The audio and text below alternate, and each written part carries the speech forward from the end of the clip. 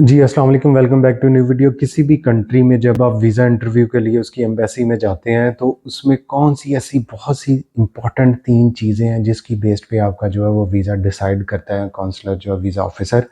उसके बारे में ये सारी वीडियो डिटेल में है और आप इसको मिस आउट ना करें। अगर आप विज़िट वीज़े के लिए, वर्क वीज़े के या स्टडी वीज़े के लिए किसी भी एम्बेसी में इंटरव्यू के लिए जा रहे हैं, तो इन बेसिक चीज़ों को जो है वो अगर आप जान लेंगे, तो आपके वीज़े के मोर दैन जो है वो 80% चांसेस बन जाएँगे। तो वीडियो में मैं इसको बड़े आसान अल्फाज में और लॉजिकली आपको जो है वो समझा रहा हूँ, तो चलते हैं वीडियो की तरफ।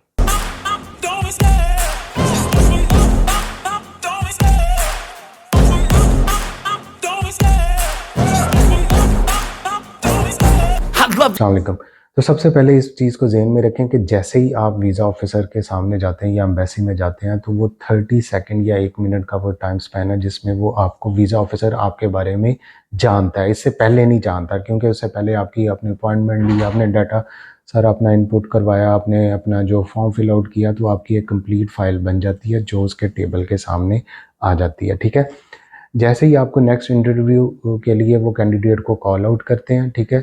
आप जो है वो इस विंडो तक, इंटरव्यू विंडो तक आते हैं, तो आपके वीज़ा ऑफ़िसर के सामने आपकी फ़ाइल आ चुकी होती है। उस टाइम तक वो जो है वो आपके बारे में इतना, आपके केस के बारे में इतना नहीं जानता। उसके सामने जो वीज़ा एप्लीकेशन फ़ॉर्म है उस पे लिखा हुआ है कि आइदर ये स्टडी के लिए या वर्क के लिए या किस कैटेगरी में जो है ये वीज़ा अप्लाइड है। तो उसके अकॉर्डिंगली फ़ौरन से जो उसका सवाल आते हैं, जो बेसिक 3 सवाल जो आते हैं वो उसके बारे में मैं पहले बोलूँगा, उसके बाद कैसे आपने उनका जवाब देना है उसके बारे में भी ये बता रहा हूँ। तो जो सबसे पहला सवाल आता है किसी भी कंट्री के वीज़ा ऑफ़िसर के लिए कि why you choose this country either for work either for study, ठीक है? आप यूएसए के लिए जा रहे हैं, आप पोलैंड के लिए जा रहे हैं, आप जर्मनी के लिए जा रहे हैं, आप फ्रांस के लिए जा रहे हैं, किसी भी कंट्री के लिए, तो जो सबसे पहला क्रूशियल क्वेश्चन होता है कि आपने ये कंट्री क्यों चूज़ किया?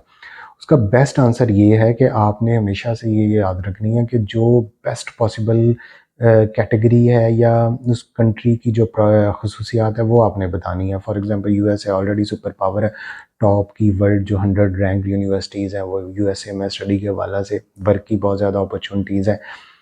अगर हम बात करें यूरोप में, फॉर एग्जांपल मैं पोलैंड को बहुत ज़्यादा डील करता हूँ, तो पोलैंड का मैं बता सकता हूँ कि ये ग्रोइंग इकॉनमी है यहाँ पे, और ये सेंट्रल यूरोप में ऑलमोस्ट, और बहुत अच्छा क्लीन एनवायरनमेंट है। तो इस तरह की खसूसियात कभी भी आपने उसकी नेगेटिव या आसान वाली खसूसियात नहीं बतानी कि जी पोलैंड सस्ता है, पोलैंड में आइल्स नहीं है, तो अपना आसान रास्ता नहीं उसको बताना। ये आपने इंप्रेशन नहीं डालना अपने वीज़ा ऑफिसर पे कि आप जो है वो सिर्फ एक वे आउट ढूंढ रहे हैं बाहर पहुंचने का, उसमें जो भी सस्ती या जो भी आपको ईज़ी वे मिला वो आपने जो है ना, इसलिए आपने इस कंट्री में अप्लाई किया, तो ये हमेशा एक बैड इम्पैक्ट आपका जाएगा, ठीक है? सेकंड क्वेश्चन आता है कि आपका पहले कभी वीज़ा डिनाई हुआ है? तो इस चीज़ को मेरे बहुत सारे भाई मेरे से पूछते हैं कि क्या इसका इफ़ेक्ट होता है? अगर आप सच बोलेंगे, आपके पास सारा डाटा होता है कि ये बंदा कहाँ से आया है, किधर से गया है, ठीक है ना?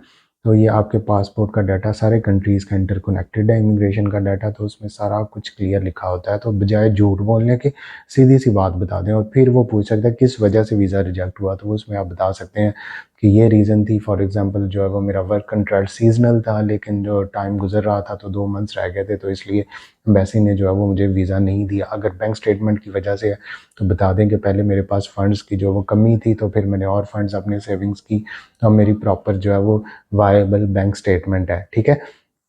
तो ये सेकंड क्वेश्चन। थर्ड क्वेश्चन वो पूछते हैं कि क्या आपका कोई रिलेटिव या फ्रेंड है उस कंट्री में? तो मोस्टली जो है वो लोग इस बारे में, अगर हो भी, फॉर एग्जांपल ब्रदर हो या सिस्टर हो, तो उसके बारे में छुपा लेते हैं कि ऐसा नहीं है, लेकिन आपको बता देना चाहिए, ठीक है? वो वहाँ पे जॉब कर रहे हैं, लेकिन मेरा सिटी और है, मैं यहाँ पे इंडिपेंडेंट अपनी कैटेगरी पे जो जा रहा हूँ, ठीक है?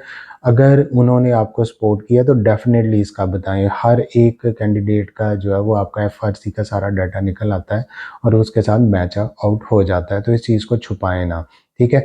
ये बेसिक 3 से क्वेश्चंस हो गए, जहाँ से वो फर्दर आपको क्वेश्चन पे क्वेश्चन जो है वो आपको पूछता है। मतलब आपके फैमिली मेंबर्स क्या हैं, आपके बहन भाई क्या करते हैं, आपके फादर क्या करते हैं, पहली आपकी प्रीवियस एजुकेशन क्या है, आपका मोटिवेशन क्या है। जो सबसे इम्पोर्टेंट चीज़ होती है वो इस चीज़ को देखते हैं कि क्या ये बंदा वहाँ पे किस काम के लिए जा रहा है, क्या ये वापस आएगा? वापस आना अगर आप उसको जस्टिफाई कर दें, तो तो आपके वीज़े के मोर देन मैं 100% चांसेस कह सकता हूँ, उसमें कोई शक नहीं रहता कि वो आपको वीज़ा ग्रांट कर दें।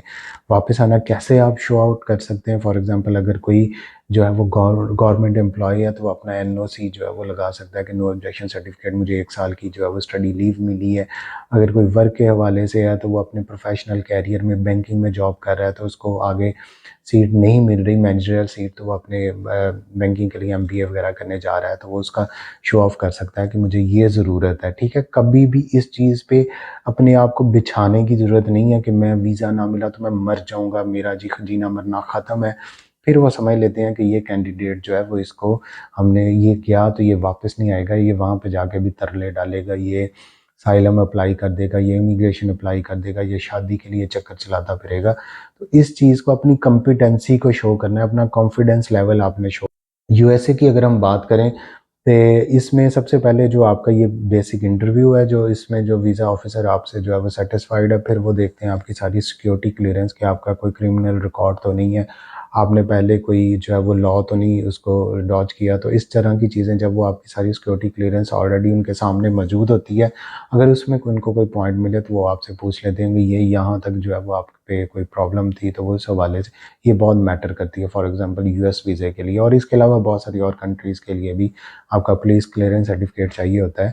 फिर वो आपसे पूछता है कि आपकी फैमिली की सिचुएशन क्या है, आपके फैमिली क्या करेगी, कैसे रहेगी इसके पीछे, तो आप उसको डेफ़िनेटली बता सकते हैं कि मैं डेफ़िनेटली वहाँ पे जाके जॉब करूँगा, अगर मेरी सैलरी या मेरे भी एक्सपेंस बड़े अच्छे मैनेज होते हुए तो मैं अपनी फैमिली को बुला लूँगा, ठीक है? और वहाँ पे जितना टाइम है वो लीगली वहाँ पे स्टे करेगी। आपकी ये चीज़ें जिनको आप जानबूझ के छुपाने की कोशिश करते हैं, उनका रोज़ का काम है, उन्होंने 100-200 इंटरव्यू करने हैं, तो उनको हर चीज़ का पहले से आइडिया होता है, तो इसलिए इन चीज़ों को छुपाएँ ना, क्लियर कट रहें।